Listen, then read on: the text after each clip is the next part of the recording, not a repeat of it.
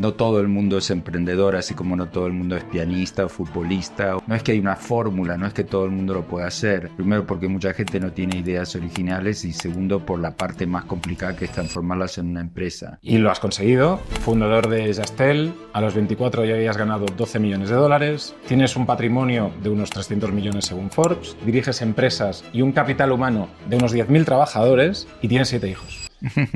Si tuvieses que darle un consejo después de todo esto a un emprendedor, ¿cuál sería? Un tercio de toda la gente que quiere tener hijos fracasa. Yo decía a los inversores, les decía, miren, las relaciones sexuales son maravillosas, pero no para tener hijos. ¿Cuál es el futuro de la fertilidad en los hombres y las mujeres, en la humanidad? Yo creo que vamos a poder vivir no 100 años con salud, sino que vamos a poder vivir 500 años o 300 años. Creo que en lo que ya sabemos de genética, es probable que en los próximos 50 años lleguemos a entender exactamente cómo funciona el reloj biológico y que podamos reprogramarlo. ¿Tú y yo? La situación social, socioeconómica, macroeconómica del mundo, ¿cómo lo ves? Quiero aclarar que yo soy una de las pocas personas que tenía un plan para pandemias. Y cuando vino la última pandemia, yo ya estaba instalado en Menorca con comida para un mes. La pandemia ya ocurrió. Y la otra cosa que me preocupa más todavía, la Tercera Guerra Mundial nuclear. ¿Por qué estoy más preocupado por la guerra nuclear ahora? Estoy más preocupado porque... Don Martín Varsavsky, ¿cómo estás? Bien, muy bien. Gracias por acogerme en tu casa. Encantado de hacerlo. Es un placer poder charlar contigo de muchas cosas, de emprendimiento, del futuro, de la fertilidad, de muchas cosas. Pero hay una frase que a mí me gustó mucho de una entrevista tuya que tú has dicho en algún momento que te gusta convertir ideas en negocios. Las ideas el papel lo aguanta todo, pero después convertirlo en realidad es otra historia, ¿no? Bueno, en mi caso no solo me gusta hacer eso, sino que en el Instituto de Empresa, en Columbia, en New York University, enseñé eso también, cómo convertir ideas en empresas. Uh-huh. Y sí, es muy difícil, no es que hay una fórmula, no es que todo el mundo lo pueda hacer. Primero porque mucha gente no tiene ideas originales y segundo por la parte más complicada que es transformarlas en una empresa. Pero si yo creyera en Dios y Dios me hubiera dado un propósito, yo diría que ese es el propósito de mi vida, transformar ideas en empresas. Y lo has conseguido. Fundador de Jastel, ya.com, FON, a los 24 ya habías ganado 12 millones de dólares, tienes un patrimonio de unos 300 millones según Forbes, diriges empresas y un capital humano de unos 10.000 trabajadores y tienes 7 hijos. Eso es la hostia. Si tuvieses que darle un consejo después de todo esto a un emprendedor, ¿cuál sería? Primero hay que ver si realmente esa persona es emprendedora. Okay. Si, digamos, yo creo que no todo el mundo es emprendedor, así como no todo el mundo es pianista o futbolista o cosas que se me pueden ocurrir, matemático. Yo creo que hay una especie de don que uno tiene que tener que después se puede profundizar estudiando y con mentorías y trabajando y aprendiendo de los errores. Así que la primera pregunta que yo me hago cuando alguien me dice que quiere ser emprendedor es si hacer una introspección para tratar de entender si realmente la persona tiene lo que hace falta para ser emprendedor. Y después está el tema de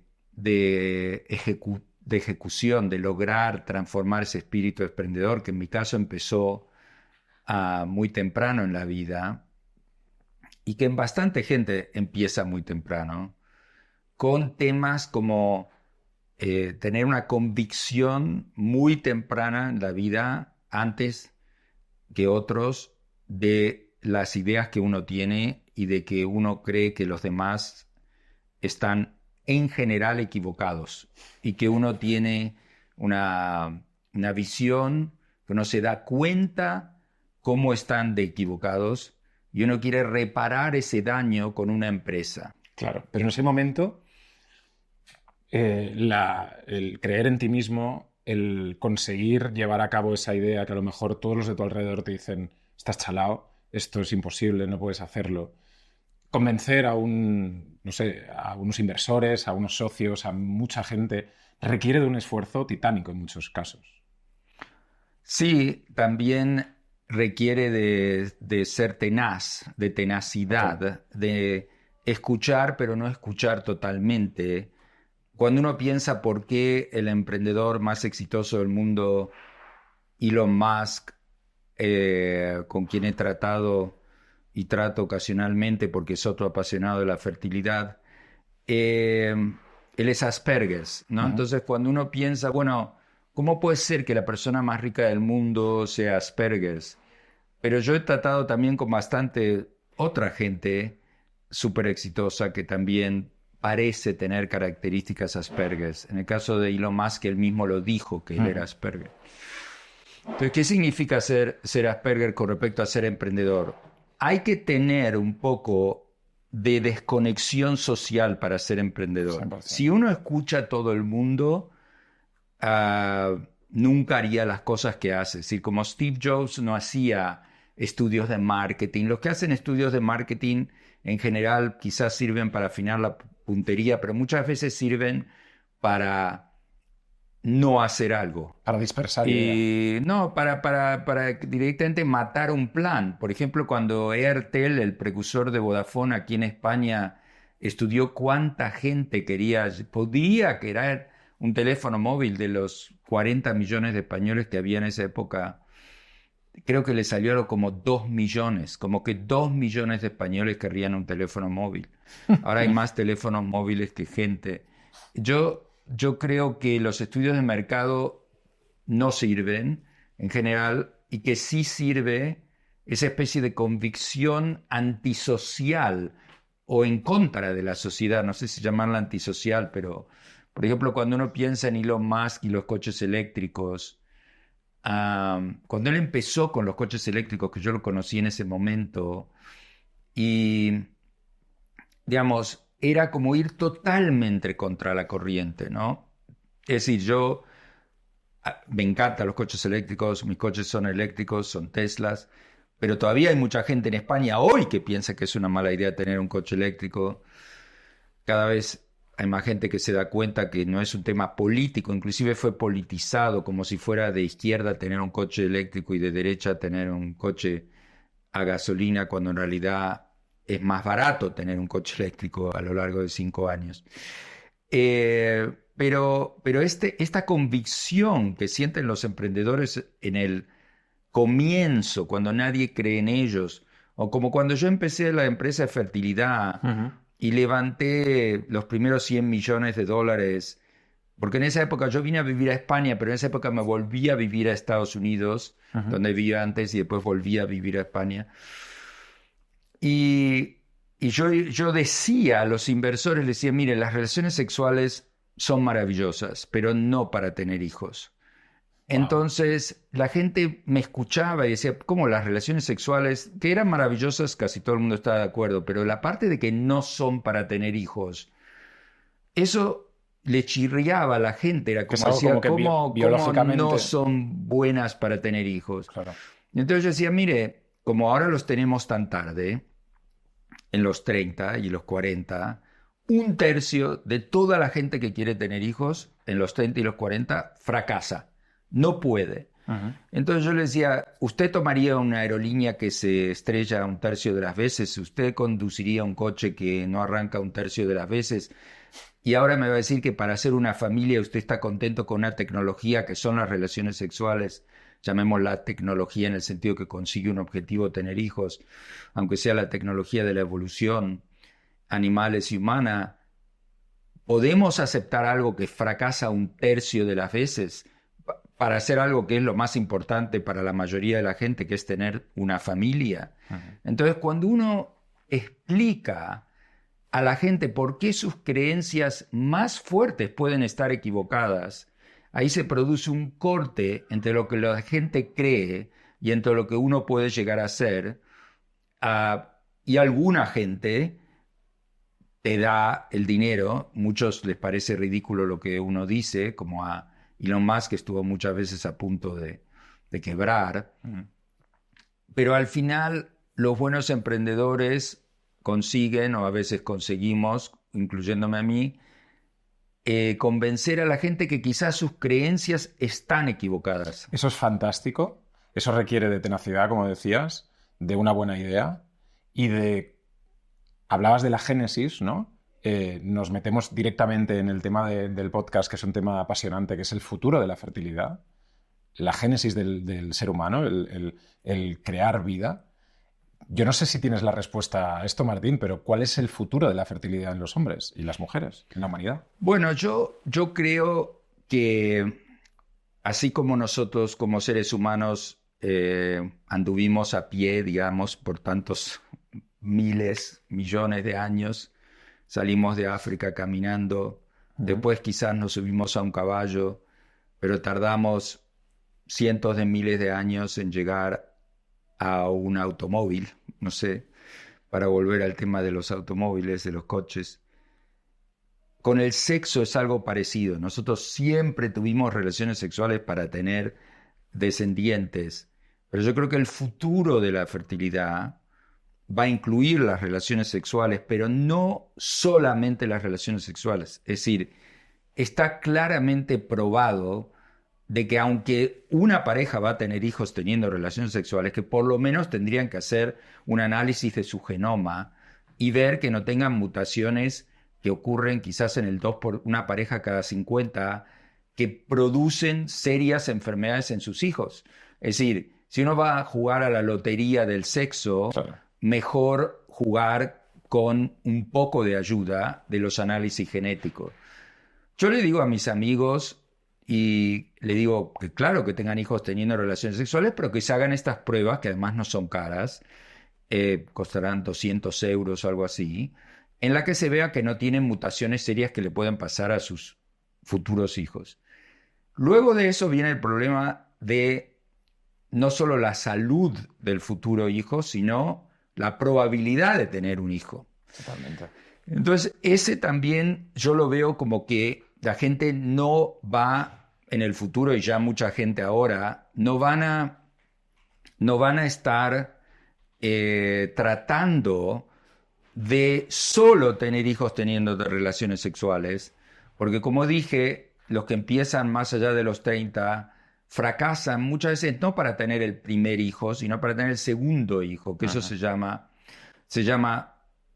infertilidad secundaria, es decir, cuando la gente ya tiene un hijo y, digamos, la infertilidad, para definirla, es una enfermedad, está considerada una enfermedad por la Organización Mundial de la Salud, que consiste en tratar de tener un hijo teniendo relaciones sexuales por un año antes de los 35 años y por medio año después de los 35 años y no poder.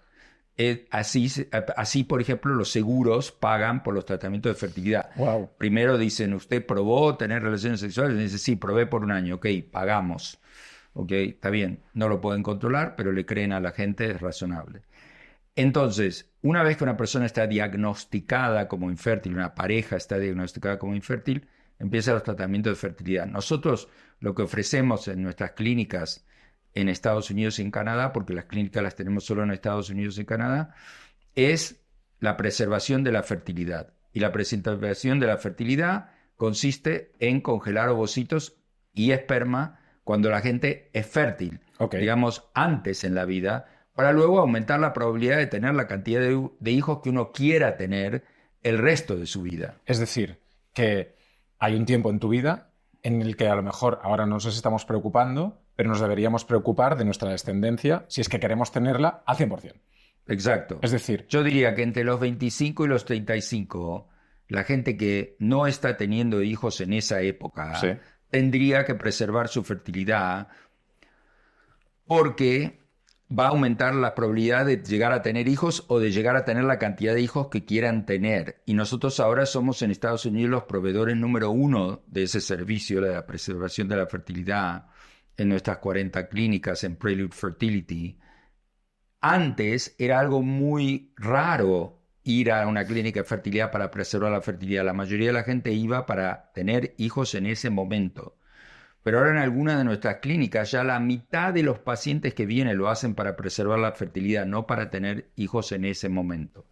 Y en este caso, ¿cuán importante es los avances tecnológicos y el avance también social para comprender cosas como cuando empezaron a haber trasplantes de riñones o de corazón?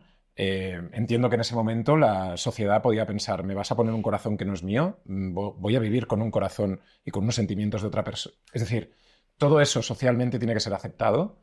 Este proceso de cambiar totalmente y con una frase tan potente como que el sexo no será solo para procrear, sino que podremos procrear de otra forma, ¿cuándo lo podremos aceptar al 100%? ¿Cuándo crees? Bueno, ya en España, por ejemplo, si uno va a una guardería Ajá. y trata de ver cuántos de los niños en esa guardería nacieron por Claro. fertilización in vitro, yo creo que debe ser una cantidad muy alta, no tengo el dato, pero yo diría 1 en 10, probablemente 1 de cada 10, Ajá. hoy en Madrid o en Barcelona. Entonces ya es algo muy común. Es decir, es más, cuando enseñan a los niños de educación sexual, ahora ya se cuenta que también muchos niños han sido concebidos por reproducción asistida. Así que también fue algo que nosotros le contamos a nuestros niños, Ujú. ¿no? Cuéntame esa historia, porque tú lo has Bueno, vivido en tu... es más fácil que, yo te digo, es más fácil contarle a un niño eso que contarle la parte de las relaciones sexuales. Porque cuando tú hablas con eh, un niño pequeño, no estoy hablando de alguien de 14, 15 Sí, un años, cuando tú adolescente, hablas ¿no? con uno de 7, de 8, como mi hijo más pequeño, las relaciones sexuales lo ponen muy incómodo. Claro. Si tú le dices, no, mira, resulta que papá tiene esperma y mamá tiene ovocitos y se los sacan y los ponen en un laboratorio, yo diría que a los niños de hoy les suena más razonable eso que decir que tu papá y tu mamá se metieron en la cama y se pusieron a gritar y tuvieron orgasmos. Es decir, es mucho, para mí, que tuve mis últimos hijos con reproducción asistida, fue más fácil contarle eso que a mis hijos mayores que los tuve con relaciones Wow. sexuales. Así que no es un gran problema, casi te diría que ayuda a los padres. Uno piensa, uy, qué raro, un laboratorio, pero a los niños no les parece raro porque digamos, ellos viven una vida en la que la tecnología es una parte tan presente que no les suena nada raro. Casi la parte animal del ser humano les suena raro, ¿no? Así que no es un problema contarlo. Y yo creo que también hay que agregar el tema del amor, ¿no? Porque si no parece como que todo esto es pura tecnología. Ok.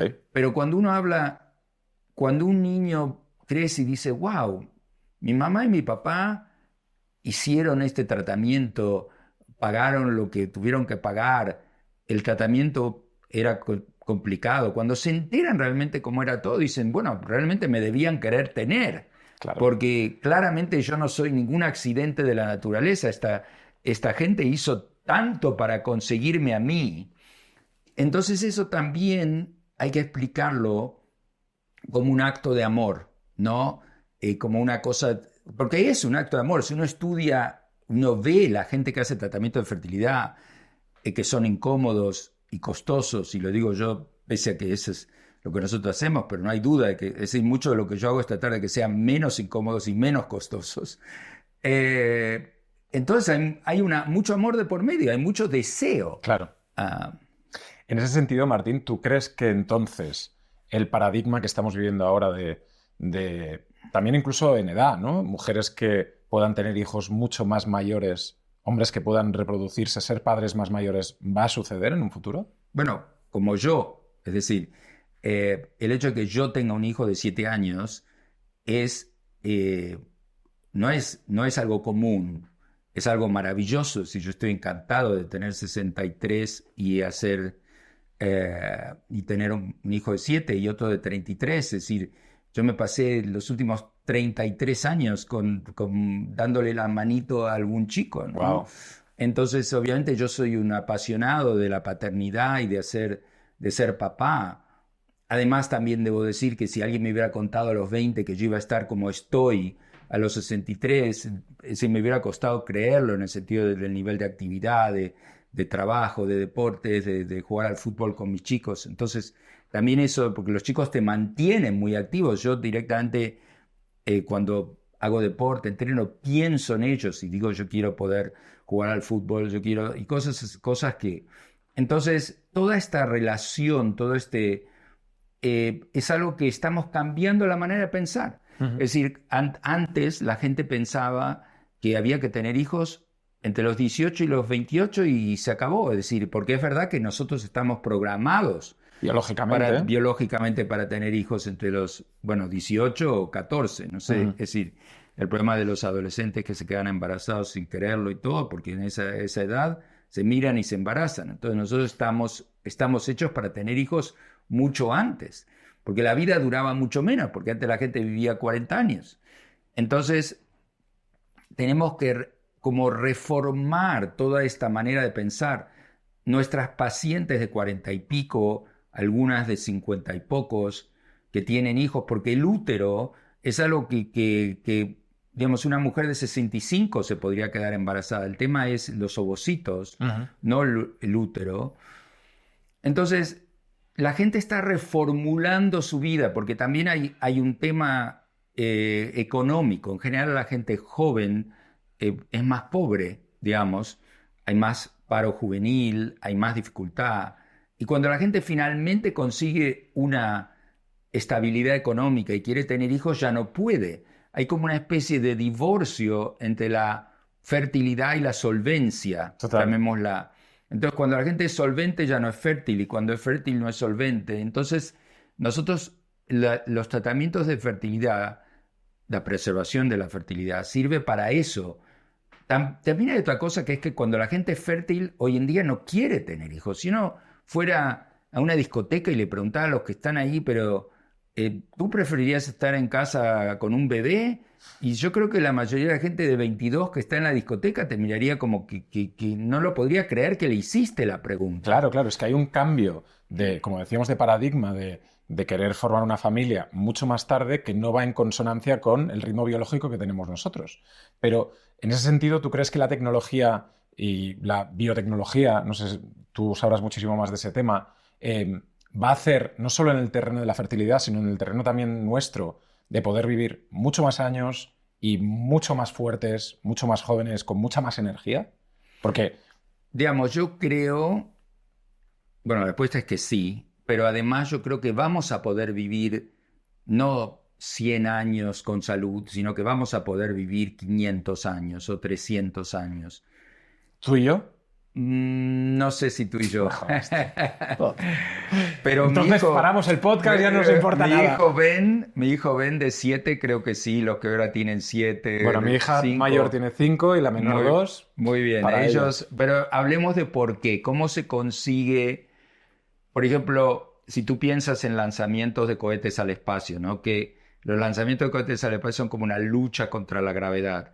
Y tú luchas y el cohete se cae, y luchas y el cohete se cae, y un día el cohete vence la gravedad. Y una vez que vence la gravedad y está en el espacio, ya sabemos que puede continuar viviendo o viajando en este caso hasta que encuentre otro obstáculo. Puede ser cientos, miles de años.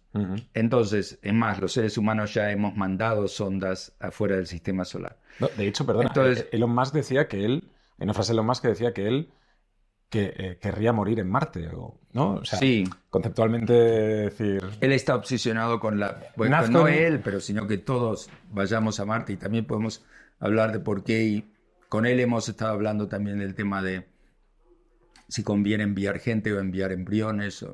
Pero bueno, volviendo al tema de la longevidad. Okay. ¿Por qué yo creo que se puede... que una vez que realmente entendamos el envejecimiento vamos a poder escapar la gravedad, llamémosla, llegar al espacio? El espacio en este caso significa vivir 200 años, 300 años, 500 o sea, tratar como una enfermedad. Hacerte viejo, tratarlo como una enfermedad. Que se puede curar o que se puede tratar. Sí, no lo veo yo como una enfermedad. Me explico. Nosotros, los gatos, los elefantes, todos los mamíferos, todos los reptiles, todos estamos programados para morirnos, para envejecer y morirnos. ¿Pero por qué estamos programados para envejecer y morirnos? Porque tenemos una serie de genes que programan más o menos todos los días de nuestra vida. Es decir, dicen, hoy eres Juan y tienes 40 años, hoy eres Juan y tienes 42, tienes 45. Okay. Hay una cosa que se llama el reloj biológico.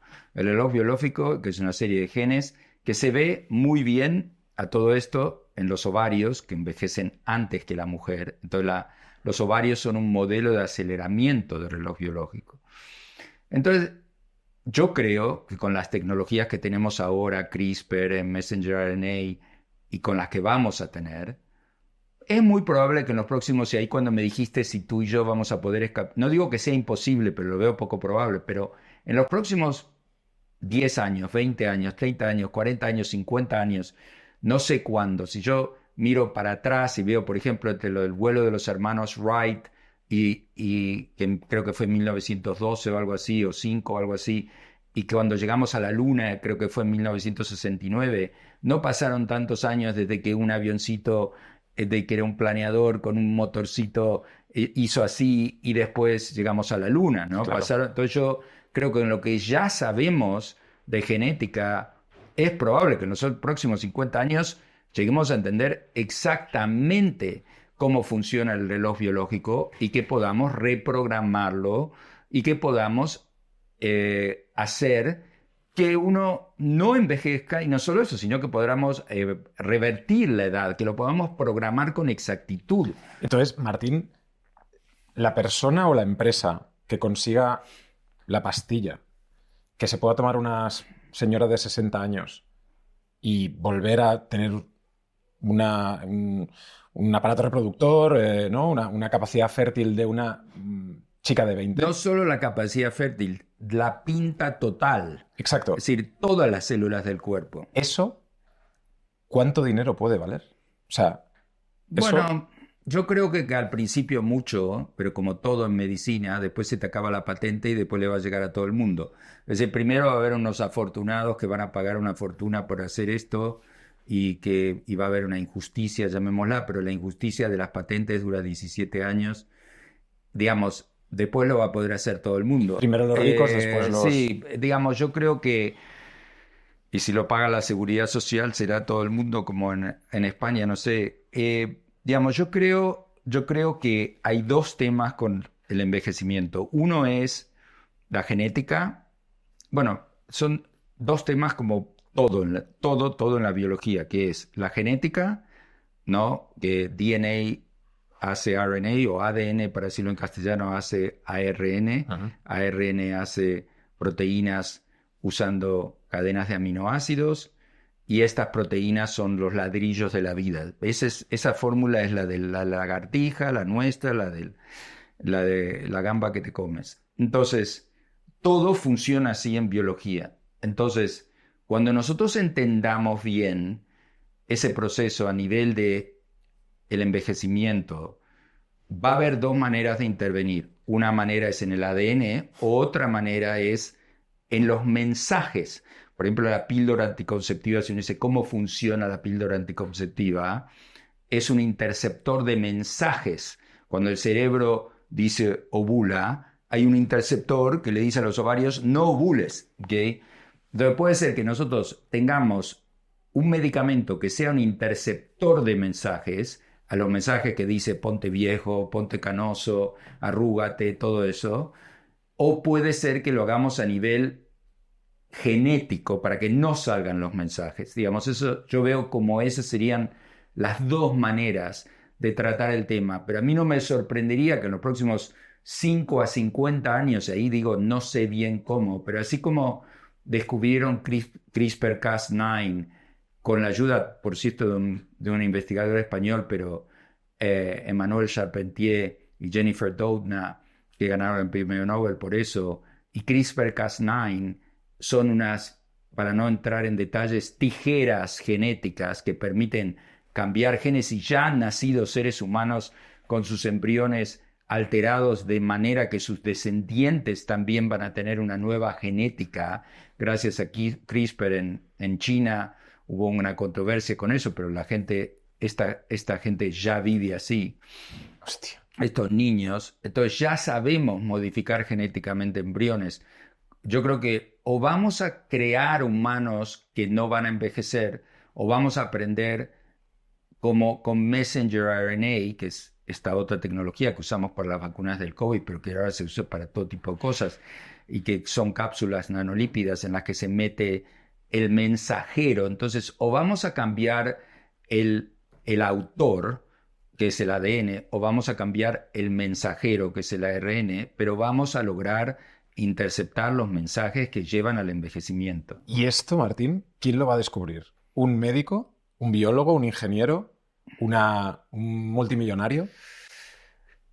No tengo idea, pero yo diría que probablemente un biólogo, y digamos, hay ya ¿Apoyado miles, por un multimillonario? ya hay miles de millones de dólares que se invierten en cosas así. Sí es verdad que hay una serie de multimillonarios que, como los fundadores de Google, que han decidido invertir cantidades muy grandes en tratar de encontrar la solución a este problema. En su momento con la empresa Calico y después con otros intentos, y hay otros como Peter Thiel y otra gente tratando de hacer estas cosas. También hay un deseo general poblacional porque la mayoría de las enfermedades son enfermedades del envejecimiento. Es decir, sí, alguien puede tener cáncer a los 20, alguien puede tener un ataque al corazón a los 20, pero la gran mayoría de la gente que tiene ataques al corazón o cáncer no tiene 20. Claro, pero es que ahora lo que hacemos es alargar la vida a gente enferma, pero yo quiero vivir 200 años haciendo deporte, jugando a fútbol con mis hijos, yendo en bicicleta. Exacto. Con la mente productiva, fundando empresas, haciendo cosas. Exacto. Entonces, lo que yo estoy diciendo es que si lo hacemos a nivel genético, vamos a lograr unos cambios permanentes. Okay. Si lo hacemos a nivel médico, digamos... No son cambios estructurales. O lo voy a decir de otra manera. Yo creo que en el año 1500 la gente vivía 35 años. Okay. Pero igual creo que en el año 1500 había mucha gente de 60, 70 y 80 años. Yeah. Porque los que no se murieron de todas las cosas que se morían y que ahora ya curamos, con penicilina o con antibióticos, con muchas cosas más, o accidentes que le salvamos la vida a la gente, o en la guerra, por ejemplo, es muy interesante ver que antes en la guerra la gente se moría más de sus heridas que de la batalla, es decir, de las infecciones, hasta que descubrieron por qué se moría la gente de sus heridas, que eso fue más o menos en la Guerra Civil Norteamericana, que se dieron cuenta que si solo limpiaban a los heridos, ya mucha gente vivía mucho más. Es decir, el concepto de las bacterias, de higiene, es bastante reciente. Es decir, hasta 1880 peleamos guerras en las cuales cuando la gente se hería, lo tratábamos con la misma sangre que el de al lado y los infectábamos con todo y se morían de infecciones. Entonces, si hace tan poco descubrimos el concepto tan sencillo de que las bacterias, las infecciones, los virus, los agentes infecciosos, digamos, todos estos son descubrimientos muy nuevos. Napoleón dicen que tenía mucho miedo de ir al médico, y la verdad, si yo hubiera sido Napoleón también hubiera tenido mucho miedo de ir al médico, porque en la época de Napoleón era más probable que te murieras si ibas al médico. Entonces, es más, había más probabilidad de morirse yendo al médico hasta más o menos 1900. ¿Okay? Durante toda la humanidad los médicos no lograron mejorar nada de la salud de la gente. Porque la verdad que no entendíamos casi nada. Todo lo que entendemos, lo entendemos hace muy poco. Entonces lo que nosotros tenemos es un nuevo conocimiento. Yo diría que en otros campos, antes empezamos a darnos cuenta de las cosas. No sé si uno mira a Newton, a Leibniz, uno dice, bueno, esta gente se dieron cuenta de un montón de cosas en el 1700, en el 1600... Pero de medicina es que no se dieron cuenta de nada, nada en el sentido importante de la palabra, cómo parar las infecciones, hasta relativamente poco. Inclusive lo de las infecciones lo descubrieron en maternidades, donde nacían bebés, y lo descubrieron porque los doctores mataban a mucho más bebés que las enfermeras. y descubrieron que los doctores mataban más bebés que las enfermeras porque cuando no asistían en partos, estaban tocando cadáveres. Y entonces infectaban a las madres. Y a alguien se le ocurrió decir, pero ¿por qué los bebés que nacen, las mamás que tienen bebés con las enfermeras viven mucho más que las que tienen con los doctores? Entonces, te cuento todo esto para decir que estamos avanzando muchísimo en la medicina desde hace relativamente muy poco. Entonces la velocidad, la aceleración de los descubrimientos es muy grande y de ahí es que yo pienso que es muy probable que en los próximos 50 años logremos resolver estos problemas fundamentales que tienen que ver con la fertilidad y la longevidad. Martín, quiero que seas sincero también y un poco también para conocerte más como persona. Tú esto lo haces por una pulsión voraz que has tenido toda tu vida de crear empresas, de levantar proyectos, de hacer cosas interesantes y grandes, o por un sentimiento vital también que te viene en este momento de tu vida y quieres investigar hacia ese camino. No, mi padre era un astrofísico de Harvard, un astrónomo. Él hizo el Instituto Argentino de Radioastronomía. Mi tío era matemático. Yo vengo de una familia judía de académicos, que es la verdad que una gran parte del judaísmo es dedicarse a la ciencia y los judíos somos un ser humano cada 500 y tenemos un premio Nobel de cada 5 en ciencia. Así que hay algo con los judíos y la ciencia difícil de explicar. Yo no era tan bueno como mi papá en las matemáticas, ni soy tan bueno como mi hijo Tom, que estudió física y tiene 29 años y tiene un doctorado en inteligencia artificial. A mí me faltaba el andamiaje matemático que tenía mi padre y que tiene mi hijo. Yo no, ojo, no era malo en matemáticas, pero no era un genio de Harvard como mi papá. Entonces yo me encontré y con la misma pasión por la ciencia, pero sin las herramientas, que es la matemática, el lenguaje matemático. No sé por qué, me cuesta, quizás hay un gen que podemos arreglar. Vamos a arreglarlo ahí. Es decir, ponle una tuerca ahí. Yo puedo con ecuaciones como E igual MC al square, cuadrado. pero no puedo con las ecuaciones, por ejemplo, de la física cuántica. Entonces,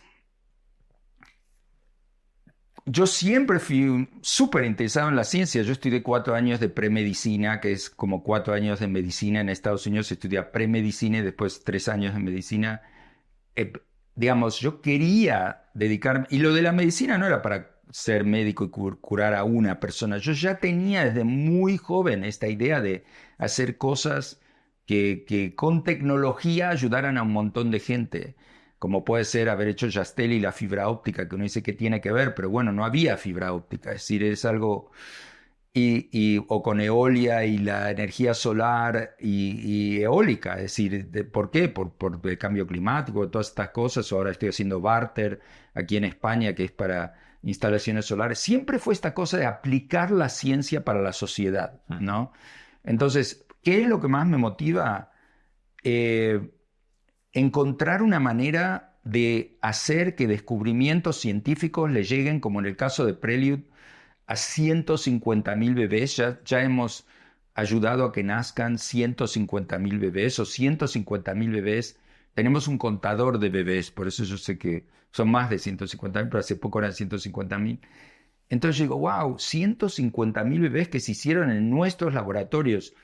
Entonces yo soy como un apasionado de la ciencia, pero en vez de hacer lo que hace mi padre, que era estudiar, por ejemplo, a través de la radiación electromagnética, la composición química de estrellas que están a muchos años luz, o otras cosas que él hizo, que eso es lo que hace un radiotelescopio, yo me dedico a transformar la ciencia, las ideas, como empezamos, en las empresas. Entonces, esa motivación de ayudar a la humanidad, de trascender, de hacer algo grande, volviendo también al principio del emprendedor, ¿crees que es un motor que tiene que estar ahí siempre, como un fuego interno que tiene que estar ahí siempre dándote fuelle a ti? Digamos así, yo me despierto Bueno, me encanta el deporte también, hago mucho deporte, hago unas 12 horas de ciclismo por semana, pero lo hago escuchando mis audiolibros de ciencia. Es decir, los audiolibros han sido para mí el descubrimiento, porque Fantástico. antes o leía o hacía deporte, o iba en una bici estática y leía, pero era muy incómodo. Y ahora con los audiolibros, ahora no, ya hace mucho que hay audiolibros y podcasts. Y digamos, yo escucho audiolibros, podcasts y otras cosas que me educan. Es decir, a veces yo hablo con gente y me dice, pero ¿y todas estas cosas? Y yo digo, mira, las leo, no sé, las leo, bueno, leo. Mi hija que le encanta, mi hija de 12 que le encanta leer libros de papel, Ujú. cree que lo mío es falso, porque dice los audiolibros no son libros. Pero a menos de que haya muchos puristas ahí que piensen como mi hija, yo creo que los audiolibros son libros. Y es más, yo creo que los audiolibros son más, llegan más porque originalmente los libros eran audiolibros. Es decir, antes de que se inventara la escritura, Claro, claro. ya había un audiolibro que eran los poetas y los cantantes contando historias, la Ilíada, todo eso. Entonces, es una vuelta al origen de las historias, que es una persona contándote una historia. Entonces, a mí me llega muchísimo lo de los audiolibros. Es más, yo tenía una actitud pública en contra del doblaje de las películas en España, que me parecía un horror porque la gente no aprendía inglés. Y es verdad que el doblaje me sigue pareciendo un horror, pero sí que los españoles tienen unos lectores geniales de audiolibros que después descubrí que eran los dobladores de las películas, ¿no? Una industria que se ha forjado durante años, ¿no? Sí, yo decía, pero estos españoles qué buenos que son contando, leyendo libros. Claro, claro, claro. Ah, El poder del audio, sí, que también es algo que en la industria del podcasting, en la industria de la Creators Economy, todo bueno, y esto. ahora con GPT-4o También es... quiero hablar de eso, es que tengo muchas sí. cosas que preguntarte, Martín. No sé si tendremos tiempo, tenemos que hacer un segundo capítulo, pero bueno, hablemos de la inteligencia artificial. Mm. ¿Cuál es tu tesis? ¿Qué opinas? GPT-4, la guerra entre Google, tal, perderemos todos el trabajo. Bueno, yo creo que hay dos corrientes principales sobre la inteligencia artificial ahora. Están la gente que como yo cree que sí que hemos dado en el clavo con la inteligencia artificial y que sí nuestro cerebro tokeniza y probabilística. Digamos, la base, ¿cómo funciona un LLM? ¿No? Supongo que mucha gente aquí que Ujú. me escucha lo sabe, pero algunos no lo sabrán. Los LLMs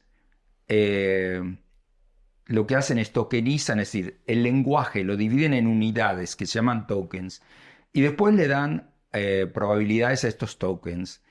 Y armando una serie de tokens con probabilidades, terminan pronosticando cuál es la próxima palabra que va a venir en una frase y así hacen ChatGPT o GPT-4 o Anthropic o Perplexity o Llama o todos los LLMs que se te ocurran. Entonces, hay gente que dice que esto es como que somos unos monos o unos loros que nos imitan, pero el cerebro no es así. Y que vamos a llegar pronto, vamos a estar contra una pared y vamos a chocarnos contra la pared. Que como que los LLMs no van a evolucionar, que van a tener una curva asintótica que va a llegar a un límite y que no vamos a pasar de ahí. Ok. Y después están los otros que piensan como yo, que sí, que hemos dado en el clavo con esto y que nuestro cerebro también funciona así, o que funciona de una manera parecida. Que nuestro cerebro también tiene guardado un montón de cosas que son como palabras, conceptos y qué sé yo, y que también los arma de una manera probabilística. Y que cuando yo te estoy hablando a ti ahora, Sí. estoy haciendo algo parecido a lo que hacen los LLMs. ¿Ok? Entonces, la primera pregunta es, ¿qué hemos encontrado? ¿Un loro o un genio? ¿Ok? Y la respuesta no es segura todavía si los transformers y toda la tecnología que hacen que los LLMs funcionen son capaces de pensamiento original. Pero yo cada vez más pienso que sí, que son capaces porque yo estoy alucinado de las cosas que me dice. ¿Tú lo utilizas? Yo los uso todo el tiempo. Es decir, es como... otra de las cosas que hago en la bici últimamente es tener charlas con agentes de inteligencia artificial, porque como en la bici no se puede escribir, yo no puedo estar chateando y pedaleando y escribiendo, pero como ahora hablan y cada vez hablan mejor, yo tengo conversaciones sobre las cosas más, por ejemplo, con todo este tema de Milei, que es otro tema, pero el nuevo presidente argentino y todo el problema que hubo con Pedro Sánchez y todo. Yo estaba tratando de entender más sobre el origen, porque Milei es un académico, y estaba tratando de entender sobre su formación. Entonces hay un economista español que se llama De Soto, que es como parte de su formación y la escuela austríaca y todo esto. Y entonces esta mañana que iba en la bici empecé a tener una charla educándome yo sobre qué piensan los mentores de Milei. Es decir, yo había escuchado hablar de Hayek y esto, y pero realmente, entonces, ¿qué hago yo? Me educo a través del LLM que me explicó, pero con lujo de detalles.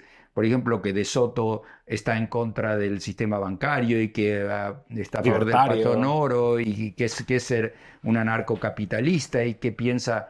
Entonces, yo creo que esa capacidad ya educativa que tiene la inteligencia artificial hoy, no hablemos de la que va a tener, cuando a mí me dicen que el AGI, el Artificial General Intelligence, que, porque el estándar del AGI no es ser hiperinteligencia de toda la humanidad, es ser solo más inteligente que cualquier ser humano. Claro. ¿Ok? No hablemos del test de Turing, que ya lo pasamos, pero por goleada, sino que yo creo que AGI ya lo tenemos, porque sin duda no conozco a nadie tan inteligente como GPT-4o. Claro. Digamos, Pero entonces también, volviendo también, como decíamos en el paradigma de la fertilidad, eh, el futuro que vemos nosotros otra vez para Tom y para mi hija, ¿cuál será? Porque tu padre estudió matemáticas, su mente se puso arquitectónicamente para estudiar matemáticas, tú ciencias, yo comunicación, periodismo, y todo eso nos ha conformado como personas. ¿Qué va a pasar con nuestros hijos? sí, yo me lo pregunto todo el tiempo porque, digamos así, mis hijos, que son Alexa, Isa, Tom, Leo y después Mía, David, Ben, están en dos generaciones. Los que les llegó el viento a favor, porque por ejemplo Tom, que tiene 29 y es doctor en inteligencia artificial y tiene un gran trabajo y sin entrar en detalles, pero trabaja en inteligencia artificial, Ujú. claramente es un gran beneficio, se ha beneficiado de todo esto. Pero cuando yo 100%. pienso en Ben, que tiene 7 años, o en David, que tiene 11, o en Mía, que tiene 12, inclusive Leo, que tiene 17, él ya programa en Python y ya está metido un poco en este ambiente. Mis hijos, por suerte, todos son muy buenos académicamente, todos les va muy bien. Pero yo a veces pienso, ok, les va muy bien, pero es contra quién van a jugar. Es decir, ¿juegan al fútbol entre amigos o juegan contra Messi? Entonces, una vez que yo creo que es muy complicado el tema y es muy serio, porque un poco quizás vemos con lo que pasó con el ajedrez. Cuando yo era chico, todavía las computadoras no le habían ganado a la gente jugando al ajedrez. Y uno jugaba al ajedrez con la ilusión, siendo un niño, que algún día podía llegar a ser uno de los mejores del mundo jugando al ajedrez o algo así. Cuando las computadoras le ganaron a Kasparov, creo que fue, con IBM, hubo una especie de desilusión con el ajedrez, porque entonces, ¿para qué te vas a matar jugando al ajedrez? Igual cualquier computadora va a jugar mejor que tú, cualquier ordenador. Entonces, eso me preocupa, pero a nivel general, es decir, que haya Claro. una especie de presión generalizada, de para qué voy a estudiar cualquier cosa si solo levanto mi teléfono y le pregunto, bueno, ni teléfono, porque ya lo vamos a tener colgado aquí o lo vamos a tener implantado aquí y voy a tener la respuesta a todo lo que, es decir, y entonces eso sí me preocupa, no tengo una respuesta. La única esperanza, porque soy una persona optimista, es que esta no es la primera vez que nos damos cuenta que la computación puede llevarnos muy lejos y siempre hubo un lugar para el ser humano y espero que siga habiendo un lugar para el ser humano. Claro, y yo creo que también hay muchas cosas que no sé si llamarlos soft skills o que son la habilidad comunicativa, el poder empático que tenemos, el amor, muchas cosas que cobrarán a lo mejor más sentido en frente a una realidad tecnológica que evidentemente puede hacer todos los trabajos que nosotros, o sea, programar o grabar o editar este podcast. Editar este podcast lo puede hacer una máquina apretando un botón. Hacerte preguntas a ti ahora o tú explicar todo esto es un tipo de habilidad comunicativa para llegar a la audiencia que de momento no la puede hacer. Sí, digamos así, mi hija mía, la de 12, dijo que quería ser pediatra, que a ella le gustaría mucho ser pediatra. Y yo pensé, dije, bueno, pediatra, al final, ¿qué hace un pediatra? Un pediatra tiene un componente humano muy grande. Uno dice, te voy a llevar a ver al doctor, te voy a llevar a ver al pediatra. Y la verdad que la mayoría de los pediatras dicen antibiótico sí o antibiótico no. A veces dicen otra cosa, pero la manera es cómo lo dicen, el trato, el trato con el niño, el trato con los padres que 100%. están desesperados porque el niño tiene 40 de fiebre y que los padres creen que se van a morir, como yo, como padre, me desespero cuando pasan esas cosas. Entonces, ¿yo qué busco? ¿La información si quiero tener antibiótico o no antibiótico? ¿O la mano del doctor que me dice, mira, es viral, pero de esta sale? Mira, ¿Okay? Esto que dices, hicimos unos análisis a mi hija y antes de ir al doctor a que los podía descargar de internet y los subí directamente a ChatGPT. Y ChatGPT me contó lo que el doctor me contó. Lo mismo. Es decir, yo podía leerlo, no hacía falta, pero el doctor, no pasaba nada, pero el doctor lo hizo de una forma que en ese momento decía, joder, yo la información la quiero tener antes, porque no voy a ir hasta la semana que viene, pero el doctor me la dice de otra forma, ¿no? Es un poco lo que decías tú, lo viví en mis cartas. No, mira, un ejemplo que te puedo dar, uno puede decir, ¿qué hace feliz a los humanos, ¿no? ¿Qué hace feliz a la humanidad? Imagínate los perros, ¿no? Yo no sé si tú tienes perro, yo tengo perro. Uh-huh. Mi perro, Simba, se pone feliz cuando me ve, ¿ok? Me acompaña, salgo al jardín, Simba viene al jardín donde me sigue. Y uno dice, ¿qué hace feliz a un perro? Bueno, la presencia de otros perros y la presencia de la gente que el perro quiere con el que la estableció una relación, porque cuando viene otro les ladra y, digamos, de una manera no simpática, el perro sabe reconocer amigos de personas que no conoce y le da felicidad a ese perro, a tu perro, verte a ti. Entonces, uno dice, bueno, la humanidad, ¿qué es? Entonces, la humanidad, uno puede decir, bueno, somos descendientes de simios, animales sociales que siempre quisimos vivir así como los perros, descendientes de lobos, animales sociales. Entonces, está claro que la inteligencia es uno de nuestros atributos, pero no es nuestro único atributo. Entonces, nosotros vamos a querer abrazarnos, reírnos, jugar, divertirnos, y eso no viene solo del lado de la inteligencia. Sí, uno le puede decir GPT-4, cuéntame chistes, pero no es lo mismo. Uno no va a poder tener una guardería infantil. Y uno dice, bueno, puedo tener robot humanoide, se puede engañar a un niño. Sí, ok, se puede. Una mujer hasta cierto punto, sí, ¿no? una mujer humanoide. Pero yo creo que al final los seres humanos necesitamos el contacto humano. Y que eso nos lo da nuestra familia, amigos, y también una serie de gente que en su trato humano nos humaniza. Entonces yo no creo que eso va a poder ser reemplazado por la inteligencia artificial o los robots. Pero sí creo que muchas cosas, como conducir coches, como limpiar el piso, como lavar la ropa, es decir, hay momentos que uno dice, bueno, yo no necesito que la lavadora me hable, ¿ok? Yo quiero que la ropa me la lave y si yo tengo otro robot que lleva la ropa a la lavadora y me la trae planchada y me la pone en el armario, no voy a estar diciendo qué pena que no me habló, ¿ok? Entonces, claro que hay un montón de tareas que podemos automatizar, pero por ejemplo, si uno piensa en una cuidadora de niños, esa parte, yo no lo veo realmente darle a los niños, sí, ya le damos el teléfono y están ahí, pero Uh-huh.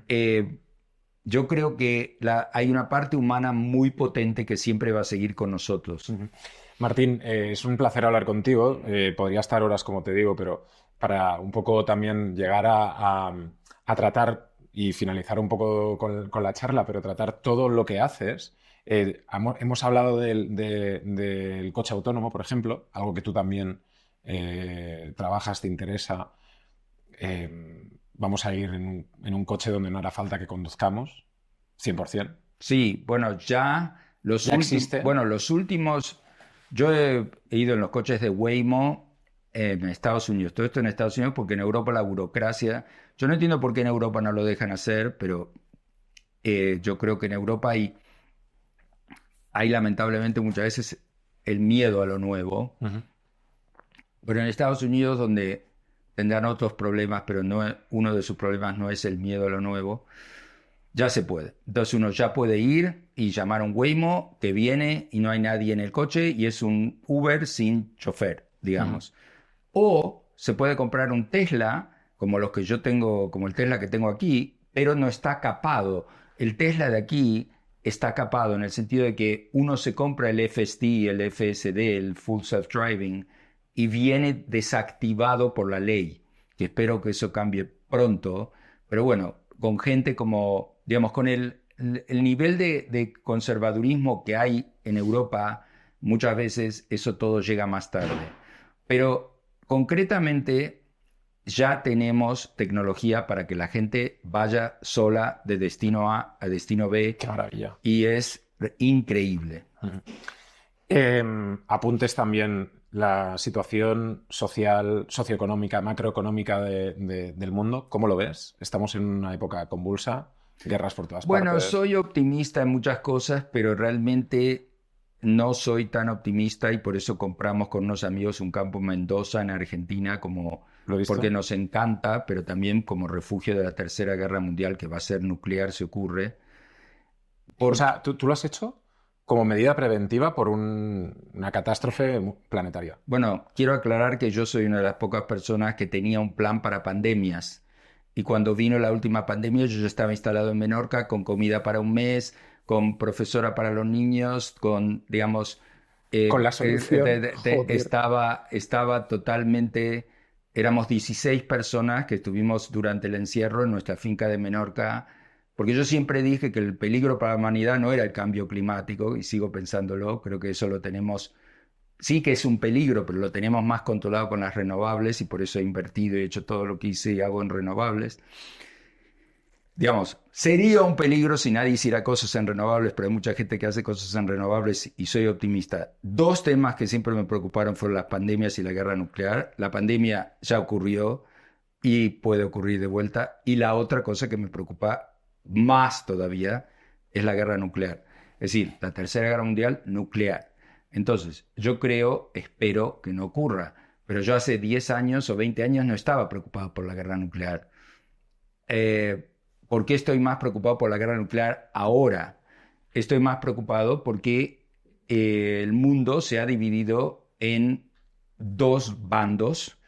De un lado tenemos a Europa, Estados Unidos, Israel, eh, Japón, Corea, Australia. Australia, Nueva Ujú. Zelanda, y del otro lado tenemos a Rusia, China, Irán y Corea del Norte, Ok. que son cuatro países que quieren demostrarle al resto del mundo que la dictadura es lo mejor que se puede obtener para el planeta y que tratan de dinamitar las democracias y de hacer y ayudar a cualquiera que haga cualquier cosa contra las democracias y además invaden democracias y atacan democracias, como Irán atacó a Israel, como Rusia atacó a Ucrania. Entonces yo creo, ¿por qué? Porque ellos necesitan para mantenerse, probar que su sistema es mejor. Nosotros no, digamos, de alguna manera somos víctimas de esto. No siempre somos víctimas, nosotros también tratamos de demostrar que el nuestro era mejor y le tratamos de imponer la democracia, por ejemplo, a Afganistán, que resultó ser un total desastre. Yo no creo que la democracia es la receta para todo el mundo. Yo creo que lo bueno es que los países democráticos nos sigan dejando ser democráticos. Pero yo creo que ese conflicto puede llevar a una guerra nuclear. ¿Y cómo me lo imagino? Bueno, ya Rusia atacó a Ucrania, ya Irán atacó a Israel. el próximo sería China invadiendo Taiwán. Y yo creo que cada vez más se va a producir situaciones de tensión. Y como tenemos, digamos, como una bomba de un megatón ya destruiría y mataría a toda la gente que vive en Madrid, es decir, las bombas que tenemos ahora, tenemos 6.000 Rusia, 6.000 Estados Unidos, y cada una de ellas es miles de veces más potente que la de Hiroshima y Nagasaki. Entonces, porque uno dice, bueno, pero mira, las armas nucleares nos dieron 70 años de paz o más, pero el problema yo lo veo como energía potencial. No sé si el concepto queda claro, pero cuando uno habla de energía potencial, por ejemplo, si yo subo un peso, cuando cae más potente. Hay una energía potencial enorme de destrucción. A todo esto, la destrucción de la guerra nuclear no es solo guerra nuclear, no son los que se mueren. Nikita Khrushchev dijo que en una guerra nuclear hay dos tipos de personas: los que se mueren en el momento y los que desearían haberse muerto en el momento, ¿no? Qué barbaridad. Entonces, es un tema. ¿Vivo yo pensando todo esto todo el tiempo? No. Pero si en Mendoza, porque el lugar más probable de sobrevivir la guerra nuclear del mundo es Argentina. Y es por dos razones. Podría ser Australia también, y podría ser Por Chile, situación o podría geográfica. ser Uruguay, pero es un problema complejo. La guerra nuclear, está el tema del impacto. Obviamente Argentina y Australia no tienen razón por la cual le van a tirar bombas atómicas. Después está el tema del fallout, o no sé cómo se llama en castellano, Sí, lo que te cae del cielo, después de la la onda radioactividad que te cae. expansiva, sí. Y después está el otro tema que es muchísimo más serio a nivel de cantidad de gente que puede matar, que es lo que se llama el invierno nuclear, que ese sí que es un cambio climático, en el cual no se puede hacer crecer comida. Y hay 3 lugares en el mundo donde se produce la mayor cantidad de comida, que es Ucrania, el Midwest de los Estados Unidos, y Argentina, Paraguay, Brasil, Uruguay, en esa zona del sur, pero especialmente en esa zona argentina. Entonces, cuando viene el invierno nuclear, y esto ya es técnico, pero no es tan técnico, lo que se produce por unos años, se estima 5 a 10 años, no para siempre, es muy parecido a una gran erupción volcánica. Hay un sedimento que queda en la atmósfera o en la troposfera que no deja entrar los rayos. Se produce como una especie de sombrilla, Ujú. ¿ok? Ok. Lo opuesto del efecto invernadero. Pero lo que ocurre es que esta sombrilla, que estaría más que nada por el hemisferio norte, porque ahí se tirarían las bombas, baja la temperatura de la Tierra, por ejemplo, 10 grados. Ahora, ¿qué pasa? Que Argentina tiene la suerte que donde produce la comida hace mucho más calor que en Ucrania y que en Nebraska. En la Argentina, aunque bajara 10 grados, igual se podría hacer un montón de comida porque es más cálido. Entonces, el lugar del mundo que está alejado de las bombas nucleares y que además es bastante más cálido. Entonces, un país que ahora le da de comer, que tiene 45 millones de personas y que le da de comer a 500 millones, sin duda, no sé, es muy probable que le dé de comer por lo menos a los 45 millones que están ahí. Entonces, lo que yo pienso de la Argentina es que es un país que tiene muchos problemas, esto lo pienso entre paréntesis con todas las Américas, que tienen criminalidad más alta que Europa, tienen, no sé, hay otros problemas. Uno piensa México y los narcos, pero nunca un país de las Américas se fue a la guerra contra otro país de las Américas. Es decir, Estados Unidos nunca se fue a la guerra, bueno, nunca, digamos, desde 1900. Entonces, lo curioso de los países de las Américas es que no, como son sociedades de inmigrantes, no son nacionalistas, no tiene esta locura de los rusos, los ucranianos, los nazis y los eslavos y los judíos y digamos, eh, digamos, en la Argentina la gente se pone la bandera argentina. El mundial, se va a comer el asado el domingo, que es la religión argentina, comer asado el domingo en una iglesia que se llama Quincho, y lo digo con felicidad y respeto, no lo digo en chiste. Yo también me encantan los asados, los quinchos, y me encanta la bandera argentina. Y nada más, la gente se casan entre todos. Menem era musulmán, a nadie le importaba. Milei dice que es judío, a nadie le importa. digamos, a mí me encanta. Argentina es como un país post-étnico. Uno ve inclusive en España, catalán, andaluz, vasco. Sacar la bandera, En Argentina mil cosas que... hay un montón, digamos, no, Catamarca no se quiere hacer otro país, Jujuy no quiere hacerse otro país, Córdoba no quiere hacerse otro país. Inclusive todos los problemas que hay en España, que yo llamaría casi tribales, no existen en España, en Europa, en todo. En Europa es una colección de problemas tribales. Cada uno parece tener una idea loca sobre su vecino por algo que ocurrió Francia, hace 700 sí. años.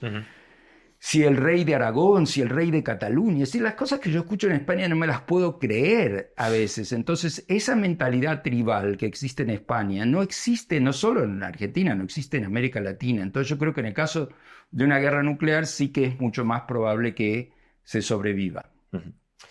Martín, es un honor poder estar aquí en tu casa, charlar. Hemos hablado de muchísimas cosas, pero han quedado muchísimas más en el tintero. Espero poder repetirlo en Menorca, en Mendoza. Si viene alguna apocalipsis, te llamaré. Y el concepto de la fertilidad y del futuro de la fertilidad, un gran concepto que espero que tratemos en un futuro. Muy bien, muy bien. Muchas gracias. Bueno, buena entrevista. Gracias, amigo. Muchas gracias.